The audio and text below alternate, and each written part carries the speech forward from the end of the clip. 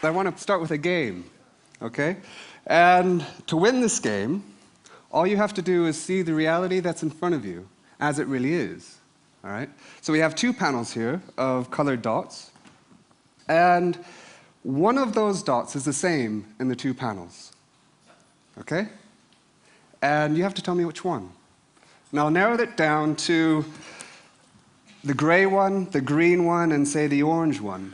So by a show of hands, we'll start with the easiest one. Show of hands, how many people think it's the gray one? Really? Okay. How many people think it's the green one? And how many people think it's the orange one? So pretty even split. So let's find out what the reality is. Here is the orange one. Right? Here's the green one. And here's the gray one. So for all of you who saw that, you're complete realists. All right? So this is pretty amazing, actually, isn't it? Because nearly every living system has evolved the ability to detect light in one way or another. So for us, seeing color is one of the simplest things the brain does. And yet, even at this most fundamental level, context is everything. Okay? What I'm going to talk about is not that context is everything, but why is context everything? Because it's answering that question that tells us not only why we see what we do, but who we are as individuals and who we are as a society. But first we have to ask another question, which is, what is color for? And instead of telling you, I'll just show you. What you see here is a jungle scene, and you see the surfaces according to the amount of light that those surfaces reflect. Now, can any of you see the predator that's about to jump out at you?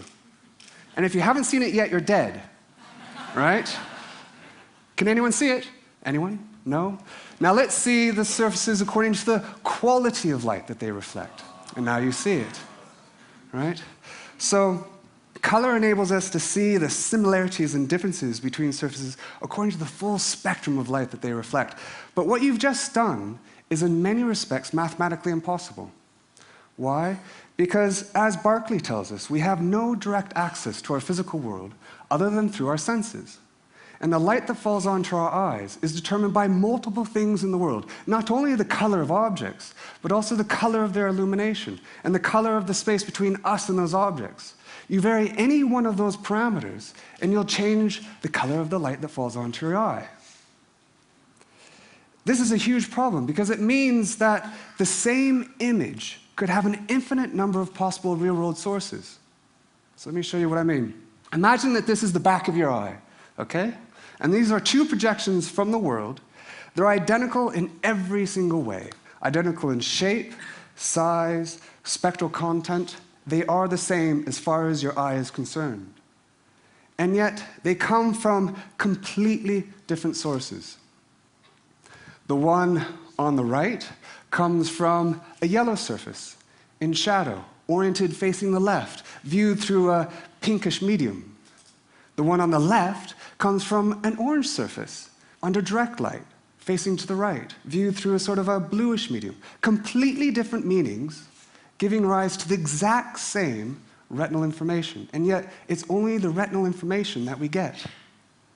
So how on earth do we even see? So if you remember anything in this next 18 minutes, remember this, that the light that falls onto your eye, sensory information, is meaningless, because it could mean literally anything. And what's true for sensory information is true for information generally. There's no inherent meaning in information. It's what we do with that information that matters. So how do we see? Well, we see by learning to see.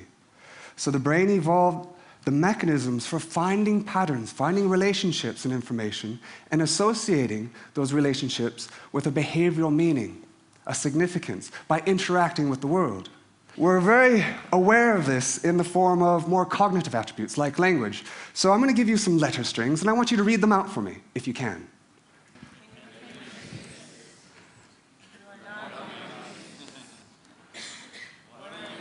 what are you reading? Half the letters are missing, right? There's no a priori reason why an H has to go between that W and A, but you put one there. Why? Because in the statistics of your past experience, it would have been useful to do so. So you do so again. And yet you don't put a letter after that first T. Why? Because it wouldn't have been useful in the past. So you don't do it again. So let me show you how quickly our brains can redefine normality, even at the simplest thing the brain does, which is color. So if I could have the lights down up here, I want you to first notice that those two desert scenes are physically the same. One is simply the flipping of the other. Okay? Now I want you to look at that dot between the green and the red. Okay? And I want you to just stare at that dot. Don't look anywhere else. And we're going to look at that for about 30 seconds, which is a bit of a killer in an 18-minute talk. Okay? But I really want you to learn. And I'll tell you, don't look anywhere else. And I'll tell you what's happening inside your head. Your brain is learning, and it's learning that the right side of its visual field is under red illumination. The left side of its visual field is under green illumination. That's what it's learning. Okay? Now, when I tell you, I want you to look at the dot between the two desert scenes. So why don't you do that now? Can we have the lights up again? So I take it from your response, they don't look the same anymore, right? Why? Because your brain is seeing that same information as if the right one is still under red light and the left one is still under green light. That's your new normal, okay? So what does this mean for context? It means I can take these two identical squares and I can put them in light and dark surrounds. Now the one on the dark surround looks lighter than the one on the light surround. What's significant is not simply the light and dark surrounds that matter. It's what those light and dark surrounds meant for your behavior in the past. So I'll show you what I mean. Here we have that exact same illusion. We have two identical tiles on the left, one in a dark surround, one in a light surround, and the same thing over on the right. Now what I'm going to do is I'm going to reveal those two scenes, but I'm not going to change anything within those boxes, except their meaning, and see what happens to your perception. Notice that on the left, the two tiles look nearly completely opposite, one very white and one very dark. Right? Whereas on the right, the two tiles look nearly the same. And yet, there is still one on a dark surround and one on a light surround. Why? Because if the tile in that shadow were in fact in shadow and reflecting the same amount of light to your eye as the one outside the shadow, it would have to be more reflective, just the laws of physics. So you see it that way. Whereas on the right, the information is consistent with those two tiles being under the same light. If they're under the same light, reflecting the same amount of light to your eye, then they must be equally reflective. So you see it that way.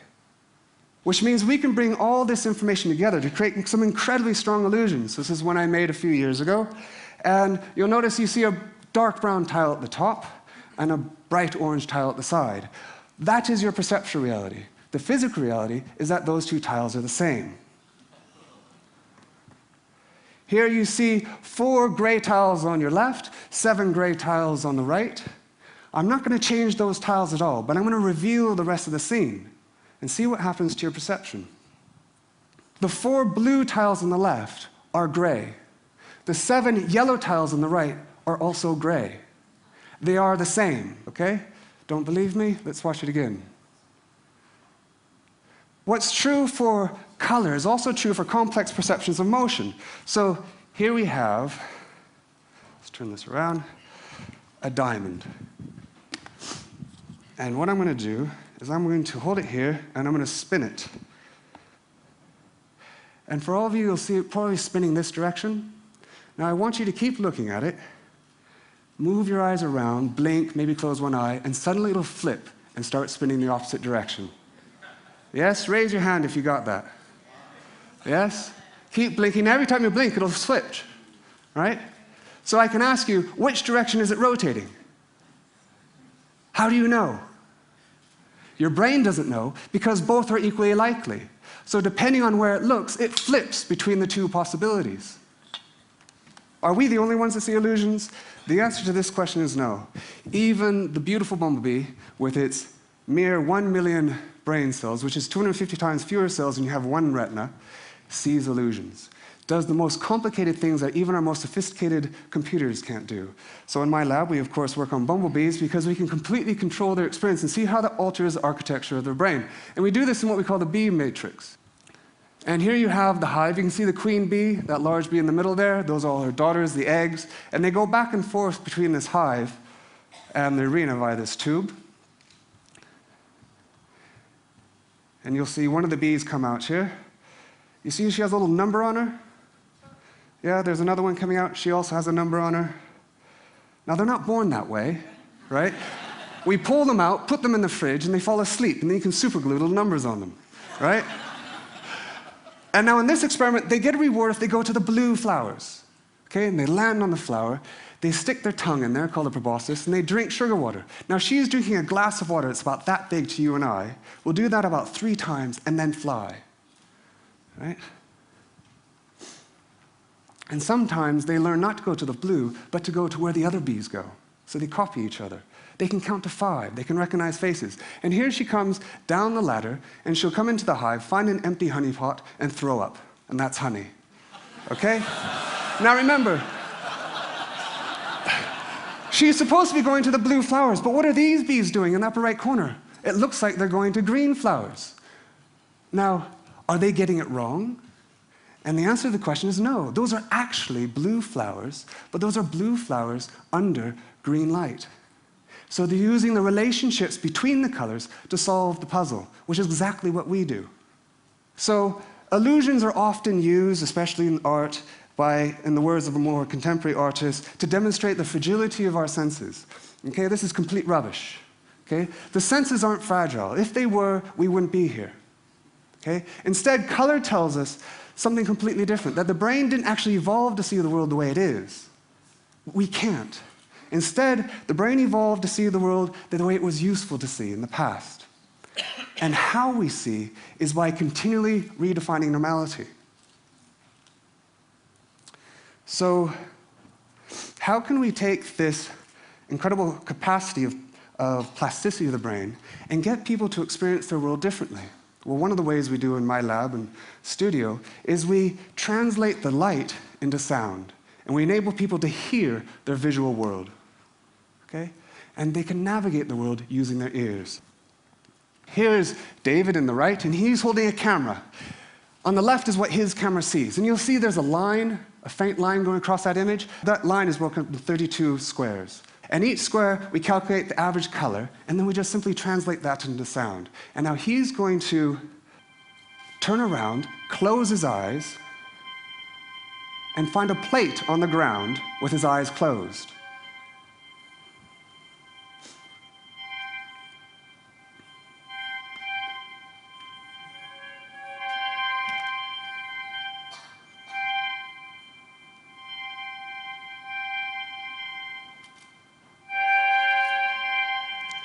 He finds it. Amazing, right? So not only can we create a prosthetic for the visually impaired, but we can also investigate how people literally make sense of the world.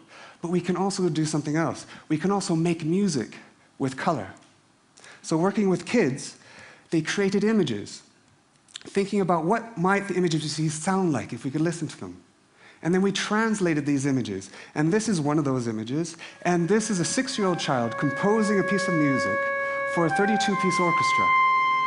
And this is what it sounds like.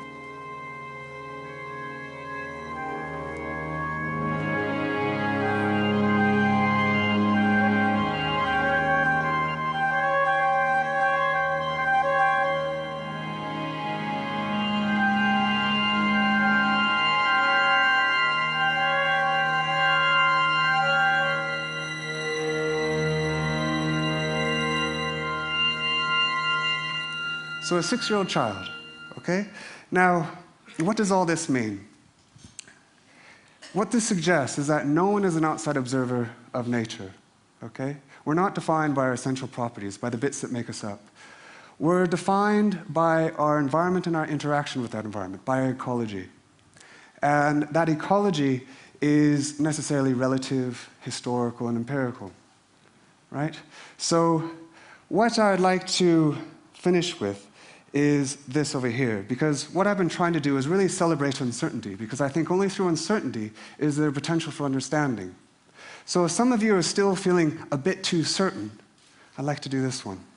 So if we have the lights down, and what we have here, can everyone see 25 purple surfaces on your left and 25, call it yellowish surfaces on your right? So now what I'm going to do, I'm going to put the middle 9 surfaces here under yellow illumination by simply putting a filter behind them. All right? Now you can see that changes the light that's coming through there, right? Because now the light's going through a yellowish filter and then a purplish filter. And I'm going to do this opposite on the left here. I'm going to put the middle 9 under a purplish light. Okay? Now, some of you will have noticed that the consequence is that the light coming through those middle 9 on the right, or your left, is exactly the same as the light coming through the middle 9 on your right. Agreed? Yes? Okay, so they are physically the same. Let's pull the covers off. Now remember, you know that the middle 9 are exactly the same. Do they look the same? No. Question is that an illusion? And I'll leave you with that. So thank you very much.